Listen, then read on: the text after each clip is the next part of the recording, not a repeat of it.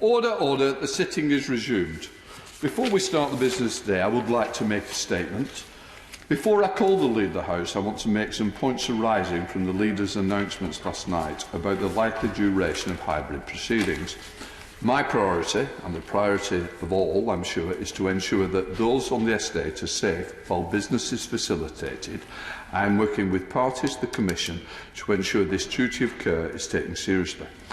Nothing in the Leader's announcement changes the position on social distancing in and around the Chamber and throughout the Parliamentary estate. The only changes to the guidance from Public Health England can actually do that. I think we're all agreed on that. I may suspend sittings between items of business to allow safe access to and exit the Chamber.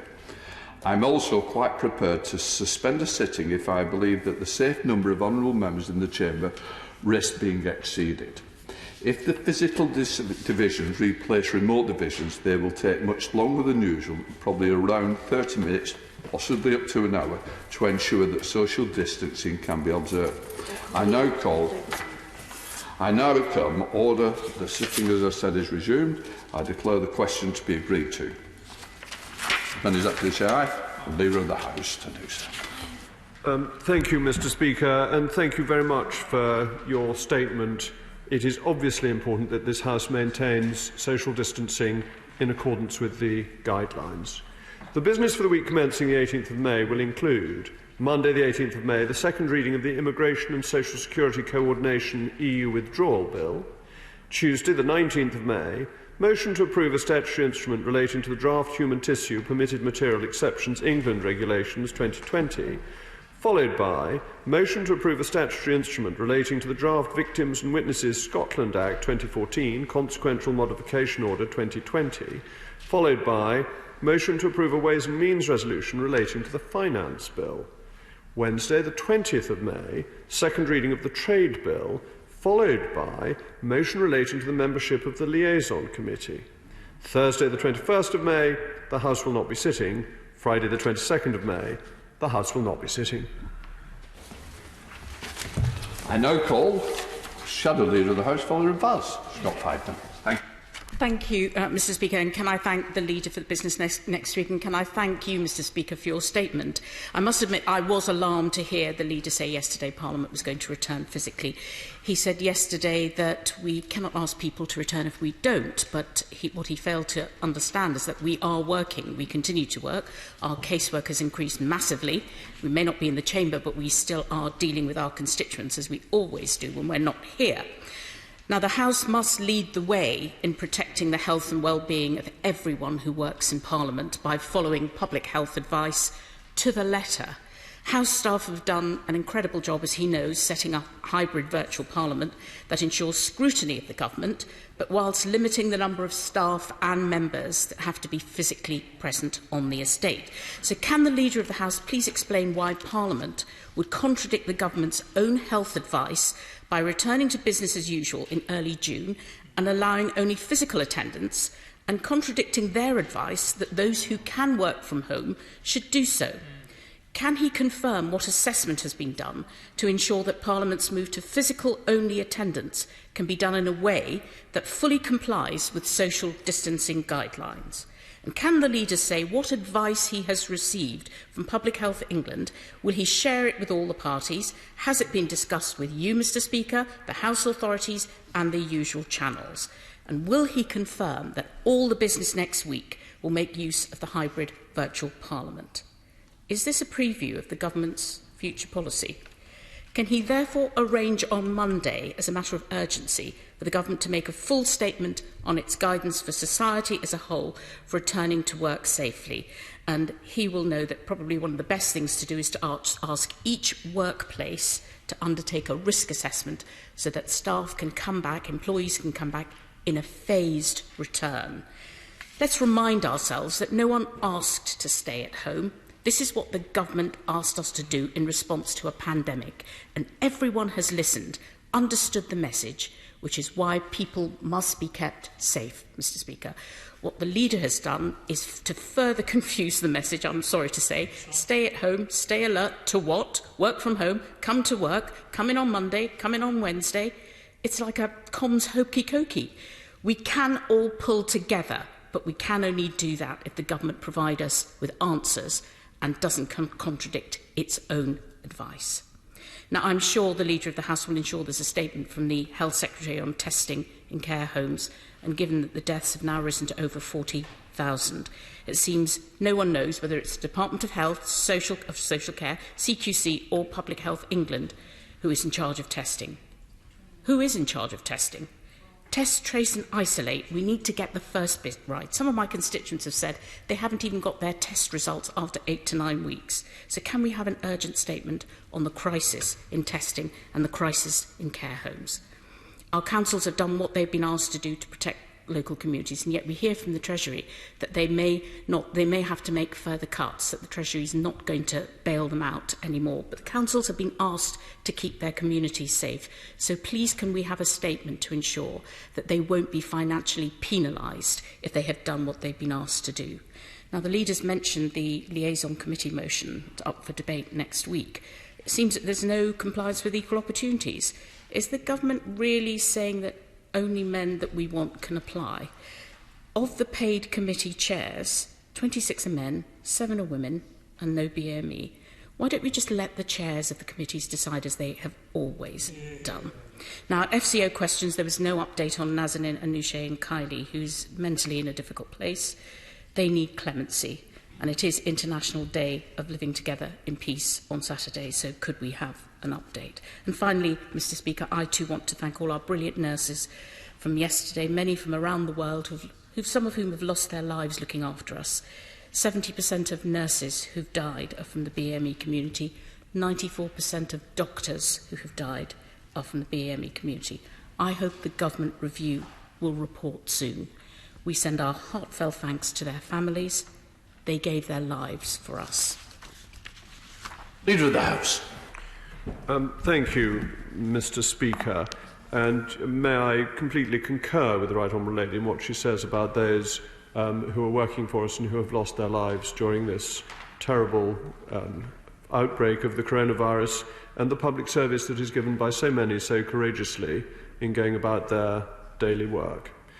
But I do want to answer what she says about Parliament, because what she says is important and is fundamental to us as a democracy.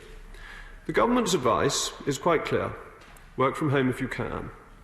And, Mr. Speaker, as you have made clear, many members of the House staff will be able to continue to work from home, even with the House of Commons operating in physical form.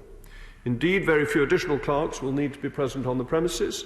Member staff will be able to continue to work from home, and the overwhelming majority of the House community will be able to continue to work from home, the exception being members of Parliament themselves. And why is that?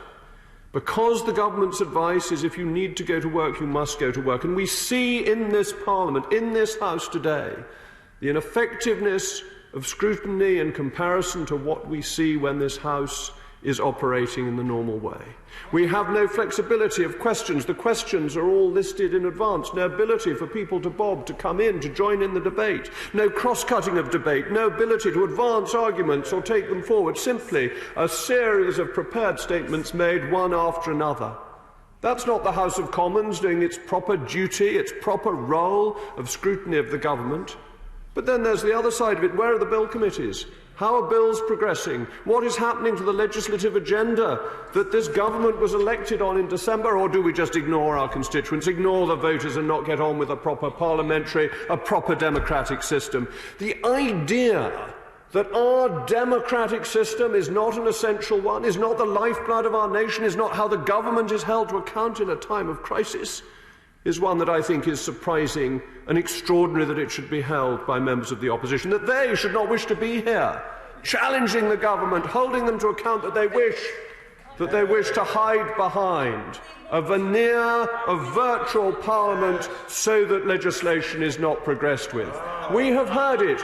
We have heard it from the shadow Scottish spokesman on these matters, when he says that virtual parliament is a second-rate parliament. He wants us all to be second-rate, whereas I want us, Mr. Speaker, all to be first-rate, to get back to a proper parliament, because democracy is essential.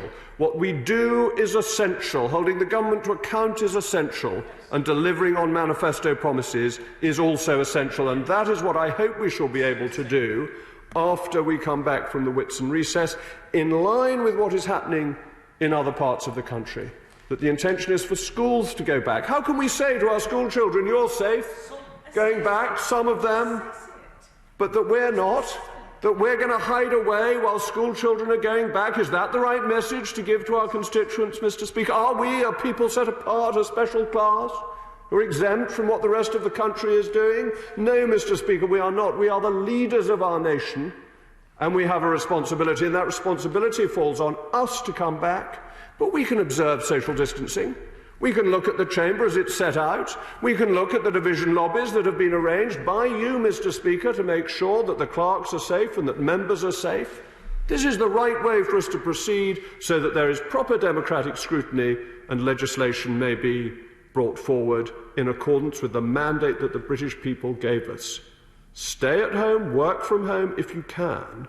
We, in reality, cannot, and that is why we ought to be coming back.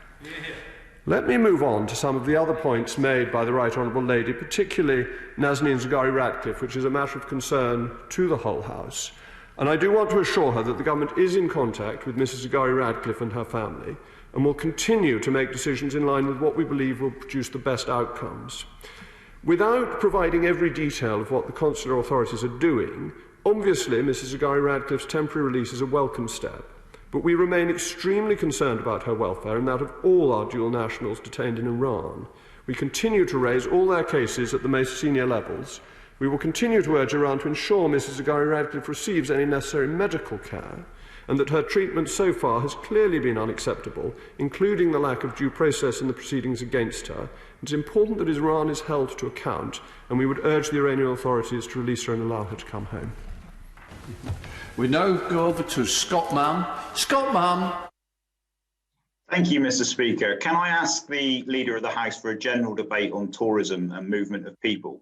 Due to the changes in guidance on unlimited travel to take exercise and enjoy open spaces, particularly in tourism hotspots where there are limited facilities open, there are very valid concerns from residents about putting additional pressure on facilities and local hospitals. I, like many MPs, have had communications from constituents who are concerned about their public health and about their health putting their health at risk. I believe we need to revisit our distancing measures in order to ascertain how far people should be able to travel to take exercise and enjoy open public spaces. Is it possible that we can have a debate on this issue to ensure we get some clarity? Leader of the House. Thank you, Mr. Speaker. I absolutely understand the vital role tourism industry plays in my honourable friend's particularly attractive constituency and his concerns that many people will want to go there. The Government's guidance on second homes remains clear. Restrictions on travelling to exercise have eased, but it's not permitted to travel to a second home or to remain overnight in a holiday destination.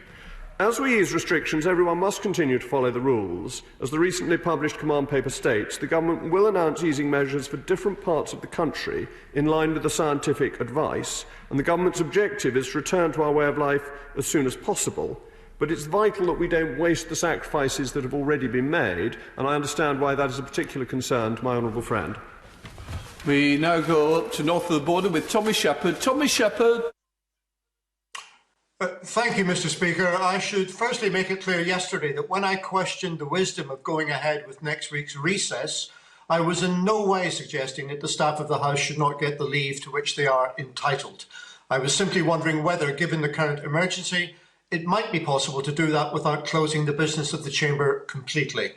But if we are to go ahead with the recess, then I would seek an assurance from the Leader of the House that there will be no dramatic changes in government policy whilst the House is unable to question ministers. And if such a change is required, the House will be recalled to consider it. Now, can I go to the fantasy that the Leader of the House is extolling, that we can go back to the way things were on June the 2nd without special procedures being in place? If he genuinely believes that, I have some specific questions. How can 650 members of Parliament possibly work safely in a building of this size and layout? What should happen to those who are shielding and has received a letter from the Chief Medical Officer? What should happen to members if they belong to one of the identified vulnerable groups? What procedures will apply in the light of a member becoming symptomatic or being diagnosed as having the virus as a result of turning to this place? And should members in Scotland, Wales and Northern Ireland ignore the advice of their respective governments to work from home? In my view, to try to force members to return to this Parliament in person without these questions being answered is unbelievably reckless, and it will place members, staff and the wider public at risk. It will also disenfranchise many. I asked the leader some weeks ago what exactly requires the physical presence of MPs in the chamber and what aspects of our job cannot be done remotely. I have yet to receive an answer. Is it therefore the case that his decisions are motivated not by necessity, but by personal preference? Mr. Speaker, yesterday the honourable gentleman crackled through the ether, hard to hear, hard to be clear on what he was saying, and his complaint was that we who were in the chamber had an advantage that was unfair on those who were remote. Today, it's unfair that we should be here in person at all because we should all be as disadvantaged as he is by being remotely. That, Mr. Speaker, is explanation in itself about why we need to come back, because the chamber isn't operating properly when it is done on a remote basis. And the numbers, the Palace of Westminster, the acres of space on the Palace of Westminster aren't large enough for 10% of the people who work here on a daily basis, if not less, to be here. The chamber is marked out for spacing for social distancing. We can get 50 people into this chamber, which, it has to be said, is as many as often in here for an ordinary debate. It is only on high days and holidays and Prime Minister's questions that the chamber is bursting at the seams.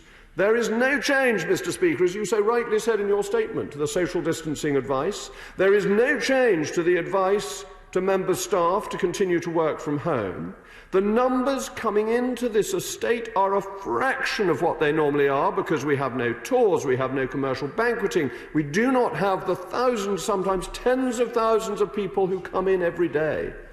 We are just requiring MPs to do their job because, as the honourable gentleman has eloquently pointed out to us over his electronic communication, their job cannot be done properly from a remote distance. We go over to the North East to Ian Mearns. Ian Mearns. Very grateful, Mr. Speaker. Mr. Speaker, the Backbench Business Committee has a number of outstanding older applications, but we also have a significant demand for time for debates in backbench business time on many different aspects of the government's response to the COVID-19 pandemic.